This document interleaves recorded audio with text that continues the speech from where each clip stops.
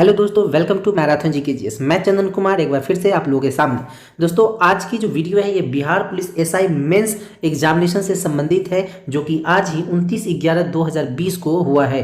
दोस्तों, इस एग्जामिनेशन में जितने भी प्रश्न पूछे गए हैं उन सभी प्रश्नों के 100% सही आंसर के साथ मैं आपके सामने इस बार उपस्थित हूँ। दोस्तों, अपना स्कोर जल्दी से चेक करो कि आपका स्कोर कितना आने वाला है। अब तक के जितने भी वीडियोज आप लोगों ने यूट्यूब पर देखे हैं उन सभी से ज़्यादा सटीक और सही प्रश्नों का कलेक्शन मैं आपके सामने लेके आया हूं। तो चलिए दोस्तों, जल्दी से अपना स्कोर चेक करें कि आपके कितने स्कोर आ रहे हैं और आप फिजिकल के लिए एलिजिबल है कि नहीं। मैं अंत में इसका कटअप भी, एक एक्सपेक्टेड कटअप भी बताऊंगा कि कितने पर आपको कॉल किया जा सकता है फिजिकल के लिए। तो चलिए दोस्तों, शुरू करते हैं इस बहुत ही महत्वपूर्ण वीडियो को।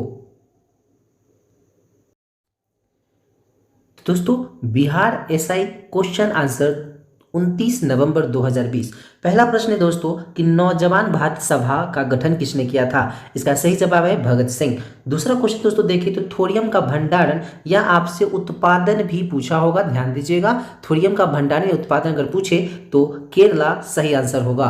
आगे अगर दोस्तों देखें तो तीसरा प्रश्न में सही संयोजन कौन है ये चुनना था, जो नहीं है वो चुनना था कि कौन सा सही नहीं है। तो राजा राम मोहन संवाद कौमुदी से संबंधित है, ईश्वर चंद्र विद्यासागर सोम प्रकाश से संबंधित है, मोतीलाल घोष अमृत बाजार पत्रिका से संबंधित है। दोस्तों, मोतीलाल घोष के साथ इनके भाई शिशिर कुमार घोष भी इनसे रिलेटेड है। तो आपके बुक्स में लगभग शिशिर कुमार घोष ही दिया होगा, बट दोनों भाई का नाम आता है। इसका सही जवाब होगा दोस्तों option number D, Annie Besant servant of India. ये इनसे सही संयोजन नहीं है, तो आप मिलाते चले, डी इसका सही आंसर होगा।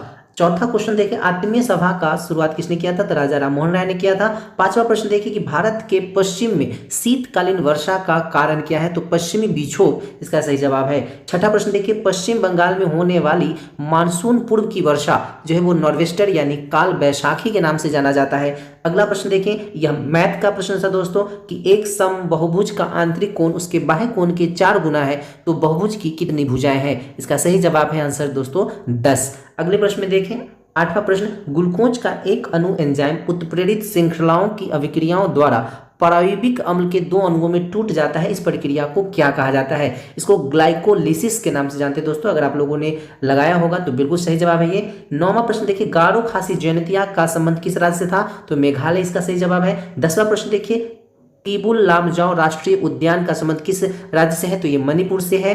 रैयतवाड़ी व्यवस्था का संबंध किससे है, तो थॉमस मोनरो ने इसको शुरू किया था, Thomas Munro. Doctrine of lapse या राज्य अपहरण नीति कह सकते या व्यापकगत सिद्धांत कह दीजिए, ये संबंधित है लॉर्ड डलहौजी से। अगला प्रश्न दोस्तों 13 नंबर प्रश्न जो था ये था शिवाजी के जीवन से संबंधित कुछ घटनाएं थी जिसको क्रम से सजाना था। तो आप लोग देख लीजिए कौन सा क्रम सही होगा। तो राज्य अभिषेक इन्होंने 1674 में करवाया था। सूरत में इन्होंने पहली बार लूट किया था 1664 और दूसरी लूट किया था 1670, लेकिन आपसे पूछा था 1664 वाली पहली लूट की।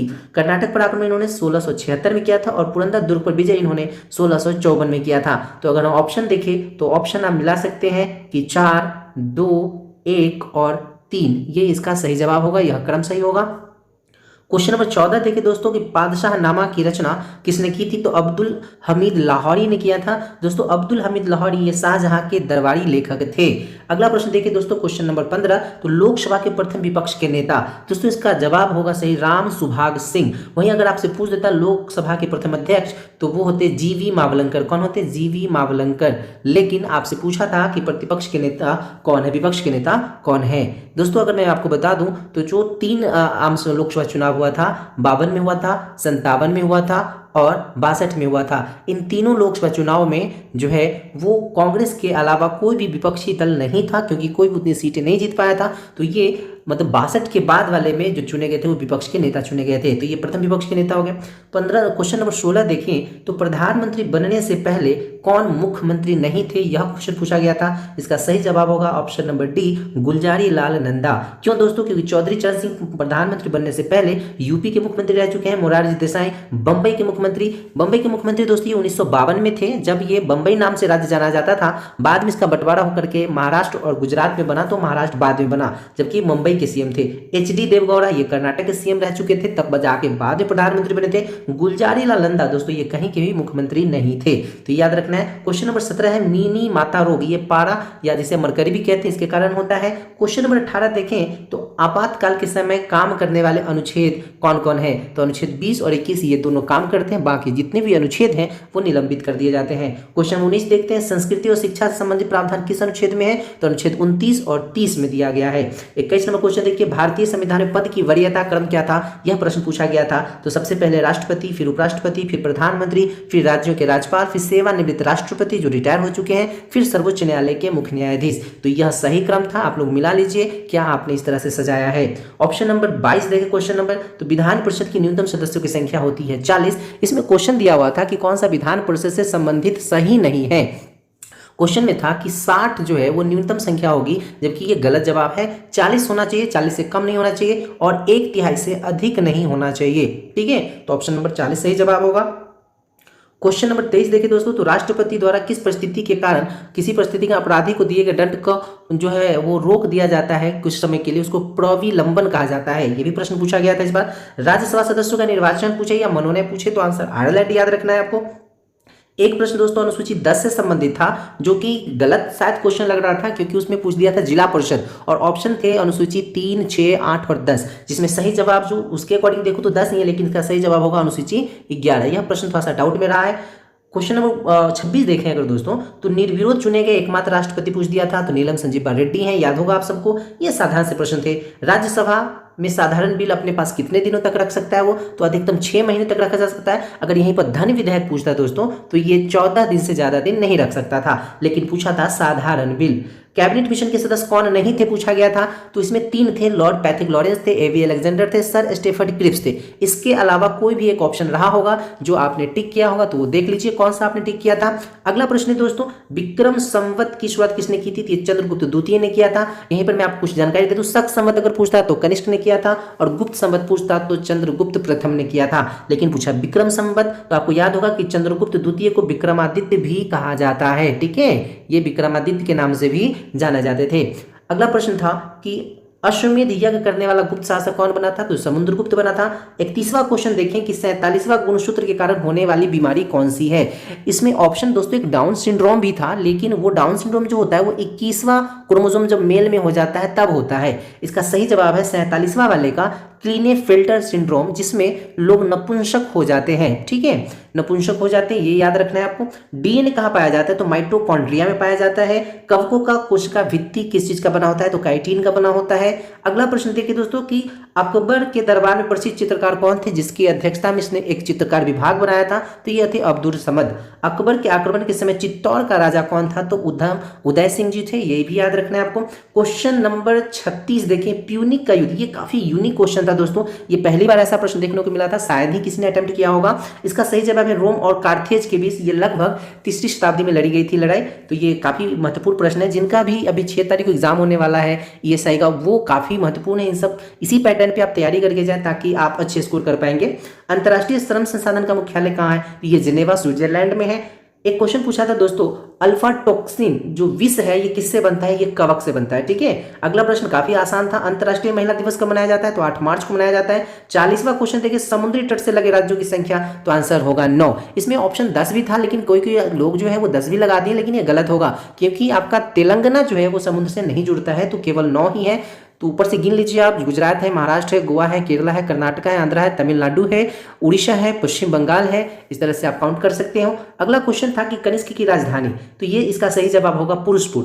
पुरुषपुर दोस्तों पेशावर में पड़ता था। कनिष्क ने अपनी 2 राजधानियां बनाई थी, एक मथुरा उत्तर प्रदेश में, एक पुरुषपुर में। जो आपके एग्जाम में था वो ऑप्शन में था पुरुषपुर, तो याद रखना पुरुषपुर आपको। कंबोडिया भारत की किस दिशा में है, तो ये पूरब दिशा में पड़ता है। बाजार नियंत्रण प्रणाली को किसने शुरू किया था, अलाउद्दीन खिलजी ने शुरू किया था। अगले प्रश्न की ओर देखिए दोस्तों, 44वां प्रश्न की दबाव बढ़ने से वर्ग का गलनांक, तो ये घट जाता है। अगला क्वेश्चन था कि टोबिन टैक्स किससे संबंधित था, ये भी काफी यूनिक क्वेश्चन था दोस्तों। विदेशी पूंजी के आवक पर लगने वाले कर को टोबिन टैक्स कहा जाता है। अगला प्रश्न काफी आसान था, डेविस कप, तो ये टेनिस से संबंधित है, लॉन टेनिस जिसको बोलते हो। खाने वाला नमक कौन है, ये भी प्रश्न पूछे गए थे, तो NaCl खाने वाले नमक को कहते हैं, सोडियम क्लोराइड। और कौन सी नदी डेल्टा नहीं बनाती है, तो ताप्ती। दोस्तों इस क्वेश्चन में 2 क्वेश्चन लगातार पूछे गए थे कि डेल्टा नहीं बनाती, उसका भी आंसर ताप्ती था, और एस्चुरी बनाती है, इसका भी भी आंसर ताप्ती होगा। जैसा कि आप सब जानते हो कि डेल्टा नहीं बनाने वाली दो नदियां हमारे यहाँ ज्यादा फेमस है, नर्मदा और ताप्ती, और एस्चुरी बनाने वाली भी यही दोनों नदियां हैं, तो ताप्ती इज द आंसर। नौका दौर कहाँ होता है दोस्तों? केरला में होता है ओणम फेस्टिवल के अवसर पर। और अगला क्वेश्चन जनगणना से था कि 2011 की जनगणना के अनुसार सबसे कम घनत्व वाला राज्य कौन सा है? तो ये है अरुणाचल प्रदेश। 17 व्यक्ति प्रति किलोमीटर वर्ग में रहते हैं। अधिकतम पूछ देता है तो अपना बिहार आंसर होता। अगला प्रश्न है कि पृथ्वी की घूर्णन गति कारण नहीं होता है, तो आंसर होगा ऋतु परिवर्तन। दोस्तों ऋतु परिवर्तन जो होता है पृथ्वी के परिक्रमण के कारण होता है ना। घूर्णन के कारण जो होता है वो दिन रात होता है, पवनों में जो चेंजेज आते हैं वो होते हैं, प्लस जो एक बल लगता है पृथ्वी के ऊपर सो होता है, ये ऋतु परिवर्तन इज द आंसर, ये याद रखना है आपको। गांधी सागर बांध ये चंबल नदी पर बना हुआ है। सदाबहार वन असम में पाया जाता है, ऐसे कई राज्यों में, बट ऑप्शन असम था ज्यादा उपयुक्त, आपका असम याद ठीक से रखिएगा। इस्पात के निर्माण में लौह अयस्क इज द सही आंसर। और हाइड्रोजन के समस्थानिक नहीं है दोस्तों, यहाँ पर नहीं है पूछा गया था। यहाँ पर 3 समस्थानिक आपको याद रखना, प्रोटियम, ड्यूटेरियम और ट्रेटियम। इसके अलावा कोई भी एक ऑप्शन में रहा होगा, जैसे इसमें इरिटेरियम था तो वो आंसर था। तो ये 3 होते हैं, कोई भी एक आपको दे सकता है जो नहीं करके पूछा गया था। 57 क्वेश्चन बहुत ही इंपॉर्टेंट क्वेश्चन था कि मिथाइल आइसोसाइनाइड भोपाल गैस त्रासदी जो 1984 में हुआ था, किस गैस के कारण हुआ था? तो मिथाइल आइसोसाइनाइड याद रखना है। अगला क्वेश्चन है कि 147, ये मैथ का प्रश्न है दोस्तों, 147 में किस न्यूनतम अंक से गुना किया जाए ताकि वह पूर्ण वर्ग बन जाए? तो इसका आंसर होगा 3। आप लोगों ने बनाया होगा। कौन सा एक अप्रत्यक्ष कर नहीं है? उसमें सही ऑप्शन था जीएसटी, ये अप्रत्यक्ष कर नहीं है, ये अप्रत्यक्ष कर है, पूछा गया था प्रत्यक्ष कर कौन सा नहीं है। एक क्वेश्चन पूछा गया था काटो और जलाओ खेती ये पूर्वोत्तर भारत में की जाती है, याद रखना। पटाखे का रंग बेरियम के कारण होता है हरा। सुंदरवन मैंग्रोव वन है, ये पूछा गया था। यॉर्कर शब्द का यूज क्रिकेट में किया जाता है। मजगांव डॉग महाराष्ट्र में है। इसमें प्रश्न पूछा गया था कि कौन सा सुमेलित नहीं है, तो आपको मजगांव डॉग के साथ जो ऑप्शन दिए हुए थे उसके सामने वो थे गोवा, जो कि गलत है। मजगांव डॉग कहाँ है दोस्तों? महाराष्ट्र में है, ये याद रखना है। एक प्रश्न था मैथ का कि x का 1/4 5 से 6 अधिक है तो x का मान बताइए। इसका सही आंसर होगा 44। आप लोगों ने बनाया होगा। एक रीजनिंग दिया हुआ था जिसमें एक बॉक्स बना हुआ था ये, और इसमें 4 भाग बटे हुए थे। मैं आपको बता दूं, एक बॉक्स बना हुआ था ये, इसमें 4 भाग बटे हुए थे। यहाँ पर 3 लिखा हुआ था, ये क्वेश्चन मार्क था। यहाँ पर आपका लिखा हुआ था 65, 61 और इधर लिखा हुआ था आपका 81। तो यहाँ पर क्या होगा ये पूछा गया था, तो यहाँ पर आंसर होगा आपका 9। ठीक है। अगला क्वेश्चन दोस्तों ये मैथ से रिलेटेड है कि किसी वस्तु को 1353 रुपया के बजाय अगर 1425 रुपये में बेचा जाए तो 8% का लाभ होता है, तो उसका सीपी बताना था। इसका सही जवाब होगा 900 रुपीज, 900 रुपया। एक मैथ का ही था, इसका क्वेश्चन आपने देखा होगा अगर दिया होगा एग्जाम, तो कुछ इस तरह से क्वेश्चन दिए हुए था कि ये था यहाँ पर 120 एंगल दिए था, 120 एंगल दिए हुए था, और ये दूरी था 2 सेंटीमीटर का। पूछा था कि इसके और इसके बीच में क्या संबंध है, तो इसका सही जवाब होगा कि एंगल PAPQ जो है, एंगल APQ ये बराबर होगा एंगल 2APR के। ठीक है, ये आप लोग ऑप्शन मिला लीजिएगा, ये सही जवाब होगा।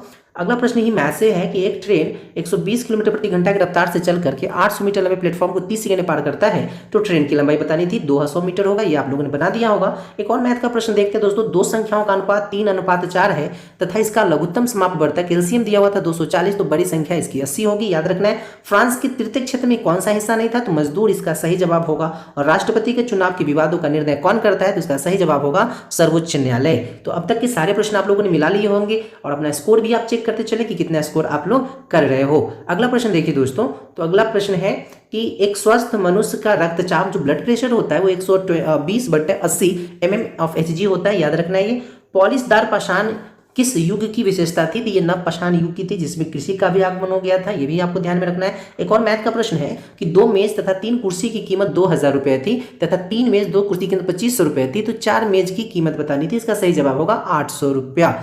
अगला प्रश्न देखिए दोस्तों, क्वेश्चन नंबर 76 है किसी बंद परिपथ में उत्पन्न विद्युत वाहक बल उस परिपथ से होकर प्रवाहित विद्युत चुंबकीय फ्लक्स के परिवर्तन के दर के बराबर होगा, ये फैराडे का विद्युत चुंबकीय प्रेरण का नियम होता है, ये आपने सही किया होगा आई होप। अगला क्वेश्चन है कि सीएम नहीं होता है, ये बताना था कि सीएम किससे संबंधित नहीं होता है। कई ऑप्शंस थे जिसमें सही ऑप्शन आपके पास है राज्य मानवाधिकार आयोग का अध्यक्ष ये नहीं होता है। 78 नंबर क्वेश्चन देखें कि शिक्षित व्यक्तियों का विकासशील देशों से विकसित देशों की ओर पलायन को क्या कहा जाता है, ये कहा जाता है प्रतिभा पलायन। तो चलिए दोस्तों अगले प्रश्न की ओर चलते हैं। 79 नंबर प्रश्न देखिए, ये चक्रवृद्धि ब्याज का एक क्वेश्चन था, अब ध्यान में नहीं है प्रश्न का सारा डेटा, बट उसका सही जवाब होगा 5000 रुपया। आप देख लो, मिला लो, आपको याद होगा वो क्वेश्चन।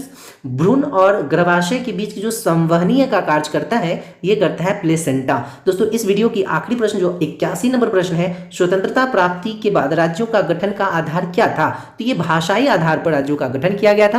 और आपको पता होना चाहिए कि आंध्र प्रदेश प्रथम राज्य बना था जो भाषा के आधार पर बना था। तो दोस्तों यहाँ टोटल 81 क्वेश्चन थे जो आज के मेंस में पूछे गए थे। कुछ क्वेश्चंस नहीं मिल पाए हैं जिसका आपके सामने नहीं ले पाए, तो आप थोड़ा सा देख लीजिएगा। और इस 81 में से आपके कितने सही हुए ये आप जरूर देख लीजिए, मिला लीजिए। और अगर मैं एक एक्सपेक्टेड कट ऑफ की बात करूं, दोस्तों, तो जनरल का 70 जो क्वेश्चंस होंगे, अगर 70 से 75 सही होंगे, ये मैं मैक्सिमम कट ऑफ बता रहा हूँ एक्सपेक्टेड, इससे ज़्यादा कट ऑफ नहीं जाएगा, ठीक है। तो 60 से 70 के बीच अगर आपके सही हो रहे होंगे 100 में, तो आपका रिजल्ट डेफिनेटली आएगा और आप फिजिकल की तैयारी में जुट जाइए। तो चलिए दोस्तों, इसी के साथ इस वीडियोज़ को यहीं पर समाप्त करते हैं। बेस्ट ऑफ लक, फ्यूचर आपका बेहतर हो। मिलते हैं अगली वीडियो में, तब तक अपना ध्यान रखें। धन्यवाद।